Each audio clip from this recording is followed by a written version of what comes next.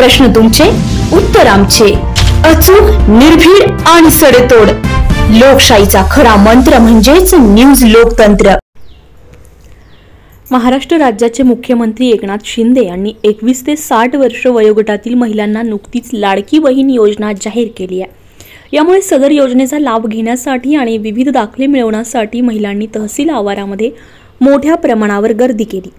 या योजनेअंतर्गत महिलांना दरमहा 1,500 रुपये अनुदान मिळणार आहे. यासाठी शासनाने अटी, शर्ती आणि विविध दाखल्यांची अट ठेवल्यामुळे महिलांनी दाखले मिळवण्यासाठी तहसील कार्यालयाच्या आवारात तसेच विविध सेवा केंद्रांवर मोठ्या प्रमाणावर गर्दी केल्याचं पाहायला मिळाले.